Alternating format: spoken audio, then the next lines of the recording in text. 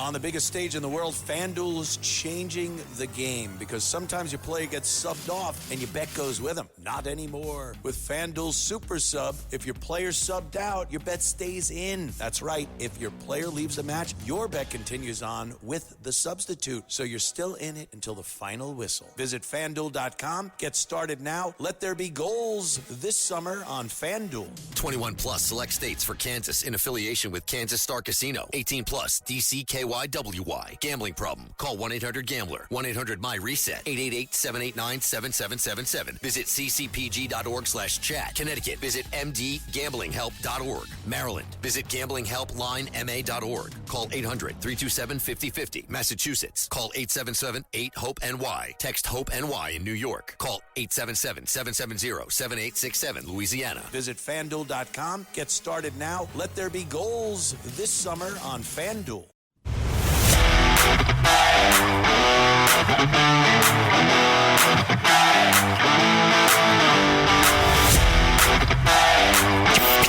He's at war with woke. Joe Concha thinks liberals are a joke. Joe Concha. This is the Joe Concha Show, weekday edition, sponsored by the Tunnel to Towers Foundation. Here's Joe Concha. And welcome everybody on this very, very busy Wednesday. There's some shows that just write themselves. They really do. And I'm going to lead, obviously, this is my sweet spot.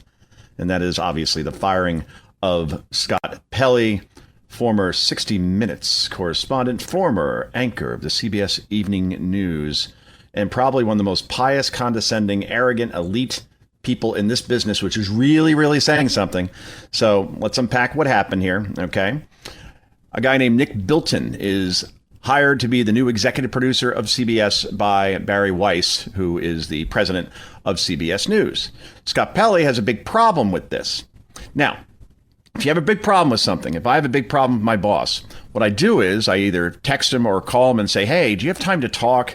There's a couple things I want to discuss with you. And privately, I air any sort of grievance that I may have in a very respectful and civilized and adult fashion. Scott Pelley, in this case, was invited to go to dinner by the new executive producer, his new boss, Nick Bilton.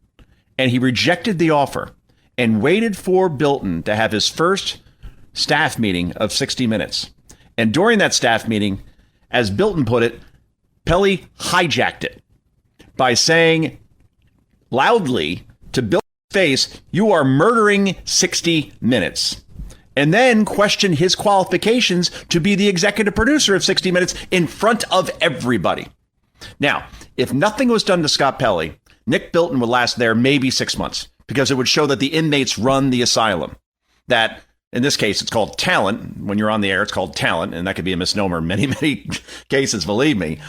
When the talent starts telling the boss how to do his job and wonders if the boss should even have his job, well, that means you should get fired. Like no ambiguity to that. Go to your job tomorrow and start yelling at your boss, saying that he's murdering the company, and then question your boss's qualifications for being the boss, and you will be fired. Perp walked out the door. It would happen to me. It would happen to almost anybody in this country. And Scott Pelley, though, thought because he gets paid a lot of money and has been at CBS for a long time that he could do whatever he wants, that he has the power, that he is indispensable, that he is untouchable. Whoops, that didn't happen. And he was fired late last night. Of course, the left saying, oh my gosh, this is obviously Trump is behind this. He's running CBS News and he wants to make sure that he drowns out dissenting voices who are speaking truth to power. Shut the hell up. The guy spoke back to his bosses in front of everybody in a staff meeting. Question whether he should be the boss. And by the way, it was a hack in the first place. Turned down a dinner invitation to just discuss things, the way forward for the show. Wouldn't even have a conversation. And you think that he should still have his job? That Trump is somehow involved with this? Are you people effing insane? Anyway, please let me read the entire letter here. Because, boy, it is so perfectly written. This is the termination letter. Dear Mr. Pelley, I meant what I said in my letter last week to the 60 Minutes team. Joining 60 Minutes is the honor of my career, and I am grateful to be working alongside the people who have contributed to the most important television journalism brand this country has ever produced. While I'm new to 60 Minutes, I've devoted my career to investigative journalism and storytelling. I started this job excited to collaborate and to benefit from the wisdom and experience of the 60-minute veterans, with you among them. For that reason, one of the first things I did in my new role was to call you to talk and invite you to dinner. It was a profound disappointment that you rejected that overture and chose ambush instead. Yesterday, you hijacked my first meeting with staff to disparage me, my qualifications, and my intentions with remarkable incivility and contempt. I welcome a diversity of viewpoints and respectful debate among the team, but this was nothing of the sort. Yesterday's performative display of hostility enacted in front of the staff instead of in a civil, private conversation demonstrated that you have no interest in contributing to the future success of the show or approaching my new tenure with an open mind to collaboration and progress. I am here to deliver first-in-class news programming, not to make headlines about newsroom drama. I am eager to work alongside those who share this goal. Despite yesterday's misconduct, I had hoped that in sitting down with you today, we could find a path forward together. You made it clear that you are not interested in such a path. Your antipathy to the future of the show has come through loud and clear, and I have heard you. I therefore write on behalf of CBS News to inform you that your employment with CBS is terminated for cause effective immediately. Enclosed is your formal termination letter. Sincerely, Nick Bilton, executive producer. 60 Minutes. Golf clap right there. That is perfect. He laid out everything that happened. I don't know how you defend that. I don't know how you see all these people, these idiots that also were fired from their networks, for also thinking that they were above the law, so to speak, saying that Scott Pelley was railroaded here. No, not even close, bud. Meanwhile, let's do a little flashback here, shall we? And this is why, again, Scott Pelley should have been fired a long time ago, because this ain't Mike Wallace at 60 Minutes. That's certainly for sure. Here he is, just unbelievably interviewing Moms for Liberty. Who are they? They are concerned moms, concerned that there's too much woke and DEI curriculum in schools, and want to get back to basic blocking and tackling, reading, writing, science, math, because we are lagging far behind other advanced countries. And if we're not doing the basics, then why are we teaching kids about, I don't know, sex and trans and all these things in elementary school? Well, I have a son in elementary school. He doesn't even understand what any of that stuff means. And there are books that are sexually explicit in those particular schools. And Scott Pelley, nope. He was not having this. He was going to try to embarrass Moms for Liberty during this interview. In this 44 seconds here, this tells you why this guy has been a hacktivist. You're being evasive. 21% of Hispanic students are reading on grade level. You're being evasive. What ideology are the children being indoctrinated into? What is your fear? I think parents' fears are realized. They're looking at these books where sexual discussions are happening with their children at younger and younger ages. Tiffany Justice read from sexually explicit books written for older teens, but found in a few lower schools. Most people wouldn't want them in a lower school. But in a tactic of outrage politics, Moms for Liberty takes a kernel of truth and concludes these examples are not rare mistakes, but a plot to sexualize children. Wow, what a dick. I don't know how else to put that. In a world of outrage politics, they take a kernel of truth and make it look like a kernel of truth. There is overwhelming evidence that these types of books are in elementary schools. And again, he's such a coward because that last part, he's narrating. Tiffany Justice, who's a co-founder of Moms for Liberty, couldn't even respond to what he was saying. He just concluded that that was it. And he was injecting his opinion, not facts. And that's 60 Minutes. That's MS Now meets CNN. Please. Oh, meanwhile, let's go back to Scott Pelley at Wake Forest University, ACC. And he did a commencement speech about a year ago. And again, he's talking about Trump here completely. And this is something that you would think Rachel Maddow would be saying, but this was Scott Pelley. And again, this is what an activist sounds like, not a journalist. Cut number 5, go. But in this moment, this morning, our sacred rule of law is under attack. Really? Journalism is under attack. Universities are under attack. Right. Freedom of speech is under attack. As you're doing a speech. And insidious fear is reaching through our schools, our businesses, our homes, and into our private thoughts. Into our private thoughts? What? Wow, Trump, he's like the Jedi Master and can get in your private thoughts, your businesses, your homes. Everything's under attack. Yeah, the rule of law is under attack. Were you alive from 2021 to 2025? And the weaponization of the justice system under your favorite president, Joe Biden? You moron. Oh, my goodness gracious. Thank God. And he'll go do a podcast with Chuck Todd, with Terry Moran, with Don Lemon, with Joy Reid. Go down the list. Katie Couric. All these people paid 7 figures and presented themselves as objective journalists. Oh, no, they were not. And Scott Pelley is at the lead of that. Hey, what the hell? One more. Cut number 7.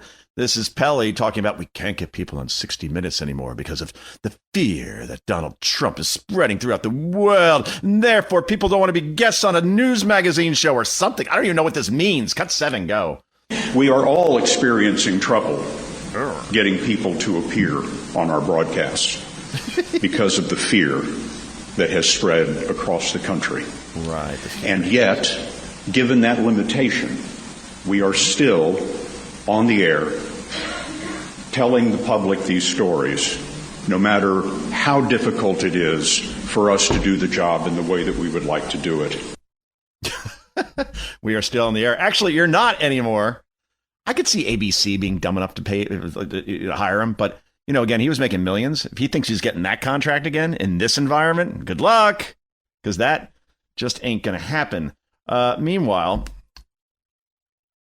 unbelievable what's going on out in California, where Spencer Pratt is going to be in that general election against Karen Bass. Unbelievable. I mean, you talk about somebody who came out of nowhere. Reality TV star, never in politics. Oh, a Republican in a deep, deep, deep, deep, deep blue city of Los Angeles, and just ran. I think the history books, if they were honest, would look back on this campaign, win or lose, just to get to this point and say that was one of the more genius campaigns using social media that we'll ever see. There should be classes in this sort of thing. And now Spencer Pratt is saying he's going to be the next mayor of Los Angeles. Cut number 13, go. Do you see an uphill battle in the next 5 months? Absolutely not. I think the next 5 months I'm going to have time to build out this team to show everybody the level of Democratic supporters that I have behind me, the heavy hitters that are in this room, that are all behind me. And I think this idea that I don't represent Democrats and Republicans and independents, anyone that's just a Los Angeles citizen that wants basic quality of life, I'll be able to show that in 5 months. Right now, the media likes to say, oh, he's this. I'm not that. I'm the Angelino who said enough is enough, and I had to step up. I didn't know I'd be here tonight, but it's obviously God's plan, and I'm going to go all the way, and I'm going to show everybody that I'm their mayor. You know what Spencer Pratt has? He has authenticity and pragmatism. Authenticity, you just heard it there, can't teach that. Pragmatism, fix the city. Don't make it about MAGA. Don't make it about nationwide issues. Local issues, homelessness, drug abuse. Oh, rebuilding homes, 17,000 of them. Almost all of them have not been yet. And obviously the city's corruption and fraud, taking taxpayer money and not putting it where it should go. Do that. It's a very simple message. And a lot of Democrats probably voted for Spencer Pratt last night that never otherwise would ever vote for a Republican. So now it goes to November, Pratt versus Karen Bass, and he wants to debate as much as possible. Cut number 12, go.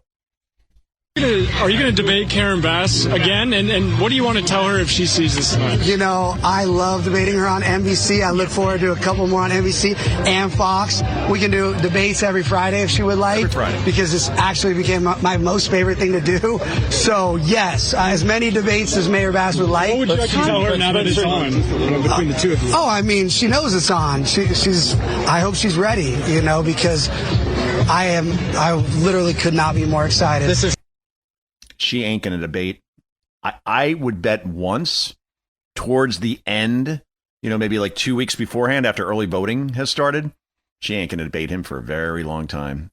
Because as I shared, the last time they debated, 89% of people watching, according to an NBC Los Angeles poll, said that Pratt won that debate, and only 7% said Bass, and then the other one got 4. So, yeah, she ain't going to step into that arena. No way, no how. Anyway, this is Joe Concha. This is the Joe Concha Show. We're back with so much more in just a moment. This is the Joe Concha Show, weekday edition. Joe Concha. Sponsored by the Tunnel to Towers Foundation.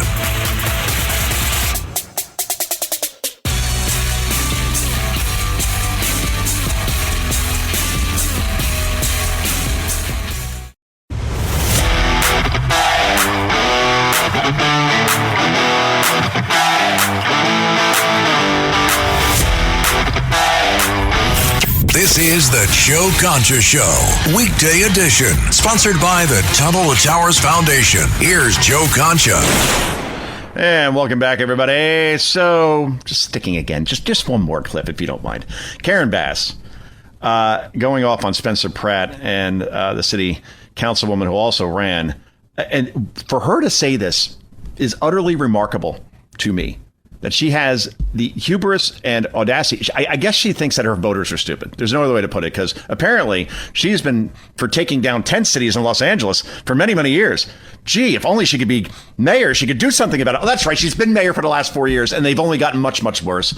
Here's Bass, and she almost was the vice presidential pick of Joe Biden. Think about that for a moment. Then again, Kamala was the pick, so I guess it's a 6 or a half dozen kind of deal.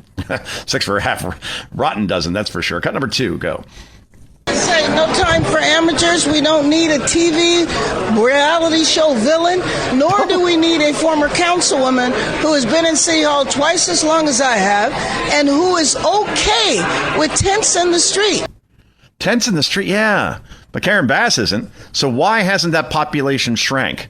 Why do tent cities in Los Angeles need their own friggin' zip code? Oh, I guess she just thinks that her voters are dumb. That's the only thing I could think of. And trust me, she is like Kamala Harris. And Kamala Harris is like avocados. The more you have, the less you want. And in Karen Bass's case, you got to expose her for the next, let's see, July, August, September, October, into November, 4.5 months and 5 months, actually. And you think that she's only going to get better in terms of her numbers? No shot. She's a human Chernobyl, just like Kamala. The more she speaks, the less you like her. The more Spencer Pratt speaks, the more people tend to like him. So, look, it's an uphill battle. It is L.A., This fight was held in, I don't know, Miami, Florida. No shot that a Karen Bass could win. But we'll see where this plays out. And again, California elections aren't exactly on the up and up. Because, again, why does it take weeks to decide like congressional races where there aren't a lot of votes to count? Why? You could draw your own conclusions on that one. Meanwhile, Dr. Jill Biden was on The View and gets a nice little applause line because she does announce that Hunter Biden is, in fact, her son, still sober. And she's so proud because Hunter has a child that he is raising the right way. Cut number 3, go. And that's Hunter's why doing well? Hunter is, oh my gosh, Hunter is doing so great. And he's sober. He has a beautiful child. I mean, yeah. Who's named Bo? He named his son after Bo, and Bo named his son after Hunter. So, yeah, shows the bond. Yeah. Well, you know, the book is spectacular. Thank you. So our thanks to Jill Biden, the new book. Oh, boy. The only problem is that Hunter Biden doesn't have one child. He has 2 children. One was a love child that he tried to get out of paying, child support for, that the Bidens didn't even acknowledge. Keep saying, oh, we have 7 grandchildren. No, you have 8. And the fact that Joe Biden, sitting president, Jill Biden, sitting first lady, Hunter Biden, millionaire painter, tried to just completely memory hole and erase this poor little girl, 4-year-old, and it was 4-year-old at the time, so now 6-year-old Navy Joan is her name. And the fact that there's Jill Biden, who is a profoundly horrible person and is deserving everything that she gets, still pretending like this other child doesn't exist. And of course, no one on The View is going to challenge that. That, too, is a whole bowl of wrong. And as I mentioned yesterday, her book is selling so poorly. I mean, she's on every show. You can't get away from her. And having done 3 book tours myself, if you get that kind of exposure, if you don't make the top 10, then there's something really, really wrong. So I'm going to do this in real time right now. I'm going on Amazon. They've already reduced the cost of her book. It was about $30 yesterday. It's already down to $22.38. So congratulations. They're begging people to buy this thing. And the reason why is, as I scroll down, it is currently not even in the top 10 in books. That is impossible to do. Holy moly. All right. Well, karma. It is a female dog. That's certainly for sure. Meanwhile, thank God for John Fetterman. This guy is the only Democrat who will criticize Graham Plattner in any serious way in saying what needs to be said. Here he is in cut number 4. And I don't know what happened to John Fetterman. Maybe this was him all along and the stroke kind of screwed him. I don't know. I don't care. Right? There should just be more common sense, honest Democrats like this. And yet he is the only one out of all 47 in the Senate that is willing to say this on television. Cut number 4, go. Who know the daily struggle. What kind of a creeper has been on a decade on a platform like Kick and send a dozen explicit kinds of messages and who knows what else? Would it be better for Democrats if he was not the candidate here? All I'm saying, it's like, when I was growing up, if someone had a clear Nazi tattoo on them, you probably could conclude that there's a Nazi sympathizer. How? Yep. At some point, are you going to continue to defend that or dismiss that? There you go. So now, I asked Fetterman how he feels. No, that's fine. And here's the thing. All right, that's one Democrat there, Fetterman. Okay. Another one who happens to be the minority leader in the Senate, New York's own Chuck Schumer. Oh, boy. He met with Plattner. And despite Schumer being at last check Jewish, has no problem with the guy with the Nazi tattoo that is actually concentration camp guards. And I could name 1,000 other things that Graham Plattner has said, like black people don't tip and that women should act more adult to avoid being raped and that women raped in the military should not be able to report it. And if you're a Purple Heart recipient and you're shot 4 times by the Taliban because you're trying to draw fire away from your platoon, that you're a stupid Emmer effer who deserved to die. Or that you kind of like communism. Or, Hamas is really cool because they kill Israeli soldiers. Or Republicans are fascists. Or government shutdowns are good. Or we should start impeaching Supreme Court justices. All right. Well, Chuck Schumer, he's still in Plattner's corner. He is pro-Graham. This is cut number 15. Go. You have not said if you're still endorsing Graham Plattner. Are you still supporting Graham Plattner? As I said, I endorse Graham Plattner. We're going to beat Susan Collins and take back the Senate. Thank you. Do you have any concerns about these? Can somebody ask him like a real question? Do you still support him? You're forgetting 4 words in there. 5, excuse me. Do you still support the guy with the Nazi tattoo? Are you Jewish? Are you still Jewish? How could you support him? Instead, Schumer makes a statement like that and runs off like he's Lamar Jackson. I never saw the guy move so fast. So I don't see how Democrats can continue to do this for 5 months because this ain't going away. And as I've learned, it's only going to get much worse. They are just waiting until he is officially the nominee for Democrats on that side. And then the avalanche is coming. And think of all the things I just said that he's already, documented and saying. Yeah, well, it's going to get worse. And Republicans are just waiting for that moment. And when they do, when Democrats have no choice but to run him and they can't replace him, big problems, believe me, on this one. Meanwhile, this is funny. President Trump sat down with our friend Miranda Devine, my colleague at Fox and over at the New York Post. And he's talking about, obviously, Jill Biden making the media rounds saying that she thought that her husband was having a stroke during that debate, June 27, 2024 in Atlanta. And this is Miranda asking the president if Melania would actually allow him to go to Waffle House after thinking that he may have had a stroke. And this is kind of a funny answer. Cut 18, go. It was all right. People saw him before the debate and he was fine.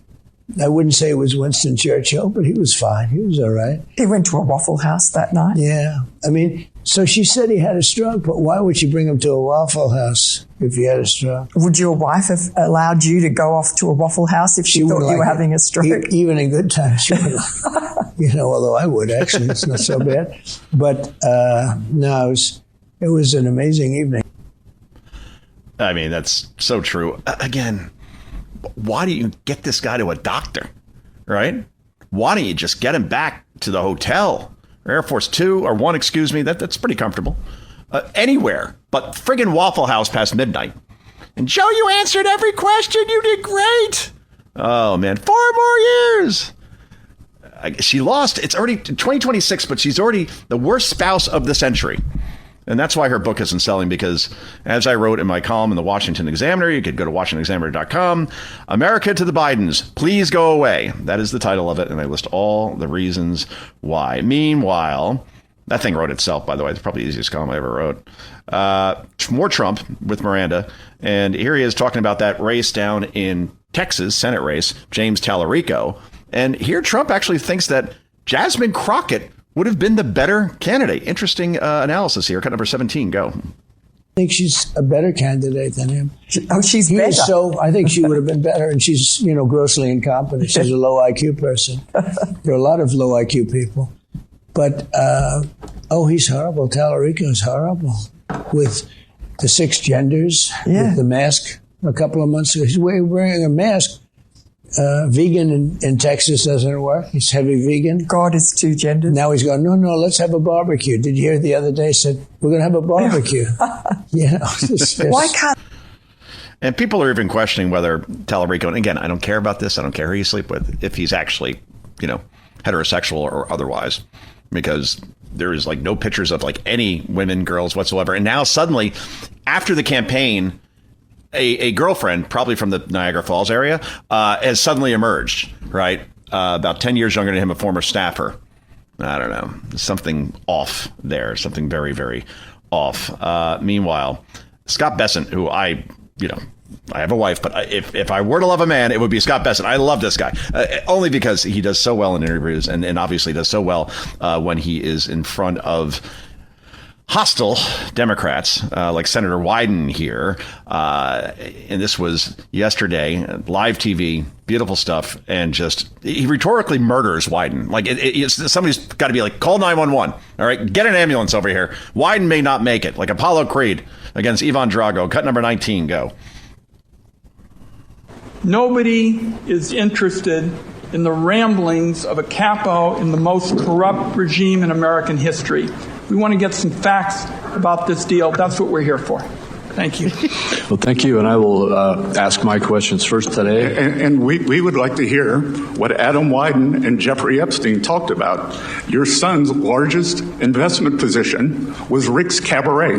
So did your son and Jeffrey Epstein talk about pole dancing as he begged him for money using your limited credibility? Should I just proceed? I'm going to proceed with my questions. Should I just proceed? The guy just had no answer for that. None. And Adam Wyden, obviously, is Senator Wyden's son. And a lot of documentation around begging Jeffrey Epstein for money. And Wyden had no answers. Should I just move on? Usually these guys yell back and forth. Wyden's just all right, white flag, throw in the towel. It's done.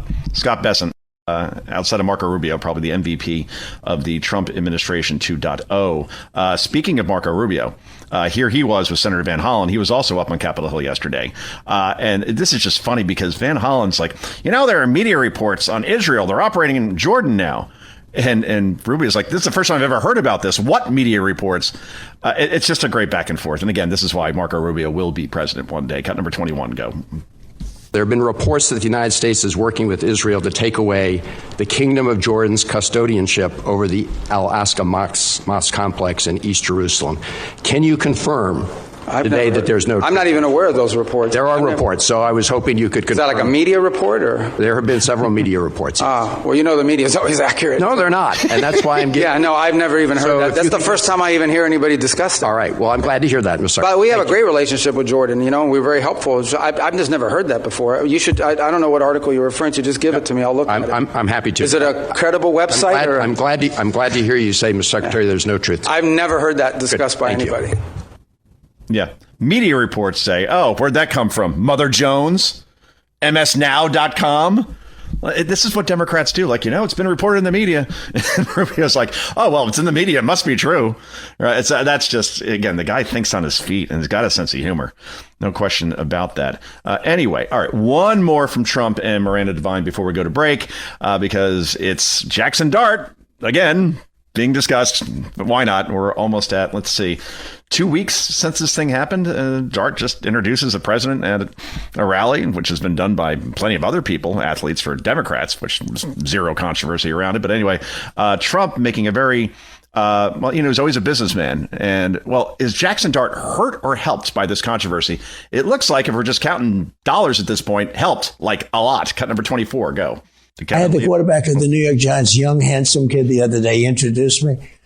And people criticize him. The radical left, stupid people, they criticize him. And he just sold $4 million worth of shirts. Right. His shirt, Jackson.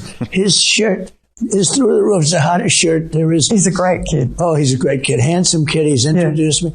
And I didn't think of it. He was a beautiful little introduction. Yeah. And I think he's got a chance to be a really good quarterback, too. But he's a very young guy, and he went through hell. They're going after him, the radical left lunatics. Well, like, and here's what he got out of it. Here's what he got out of it. He's got the number one selling shirt in the world right now. Yeah. Yep. And that's actually completely and totally true. So for all the people who think that Giant fans are going to revolt on the New York Football Giants because Jackson Dart did this, it's quite the opposite. Now he's got to win. All right. Don't win. People will point to, see, he introduced Trump and that's affected his play. If he wins, then the sky is the limit. He'll join the ranks of the great Phil Simms and Eli Manning as quarterbacks who brought Super Bowls to the Canyon of Heroes. Anyway, this is Joe Concha. This is the Joe Concha Show. We wrap this puppy up in just a moment. This is the Joe Concha Show, weekday edition. Joe Concha. Sponsored by the Tunnel to Towers Foundation.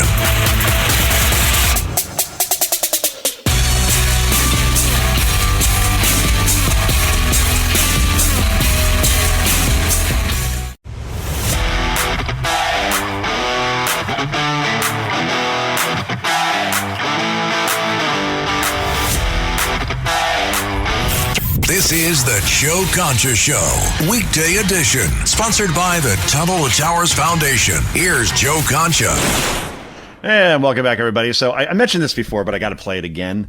And that is the despicable Hassan Piker, the guy who said America deserved 9/11, the guy who said the worst day of the 20th century is when the Soviet Union fell, the guy who's called Jews inbreds, the guy who's called for the assassination of President Trump, the guy who said that he would support Hamas 10,000 times more than he'd ever support Israel. Well, he also thinks that he's some sort of political kingmaker. And he really, really wants Tom Steyer to be the next governor of California. Steyer, the insufferable billionaire who just keeps throwing hundreds of millions of dollars at races and can't seem to win anything. And meanwhile, he's saying that Javier Becerra, right, is a former Biden guy. It represents the billionaire class and corporations. So we can't vote for people that represent billionaires. So vote for the billionaire. This moron comes to this conclusion. Cut number 22, go. Javier Becerra is a representation of all of the billionaires, not in California, but across the nation and all the mega corporations. Mm-hmm. So if you want to block out the Republican, the Trump-endorsed Republican in this race and have tremendous down-ballot consequences for the general in a positive way, again, vote for Tom Steyer. I mean, how could you contradict yourself in one sentence like that? Represents the billionaire class, so vote for the billionaire. Oh, all right. Again, this person should be deported. I'm sorry. When you wish death on, basically the country and the president, I think that's it. I don't care whether you're a naturalized citizen or not. At some point, maybe not deported, ignored. Is that better? I take that back. Ignored in this case. Meanwhile, over in Newark, home of the Devils, also home of Delaney Ice Facility, where there's been protests and basic rioting that's been going on for quite some time now, while Mikey Sherrill blames ICE instead of the agitators who are all being shipped in from out of state. And here is Mark Wayne Mullen, the new head of DHS, talking about how far they are coming from to wreak havoc here in my state of New Jersey. Cut 20, go.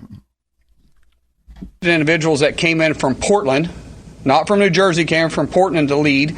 We've seen that they've been well supplied. We've seen Antifa flags being flown. And once the state police came out, and which, by the way, awesome group of guys, they understand crowd control very well. And they started pushing the individuals back after they warned them, started making arrests. You saw that the situation quickly got under control. And for us, When we first started calling, they were simply saying they didn't have the resources. And it's interesting to me that they finally found the resources and started clearing their streets. We can control our building. We can provide security for our own building. But if the city and state streets, that is their job to do. However, we will do it if we have to protect our employees. That's right. So, Mikey Sherrill, worthless. Ran as a moderate. I flew a helicopter once. Vote for me. And enough people did. And now New Jersey is paying the consequences. Anyway, we leave it on that warm note. I am Joe Concha. We're back tomorrow night at 9 p.m. Eastern Time on WABC and on stations around the country and around the world. Until then, I got 2 words for you. Bye-bye.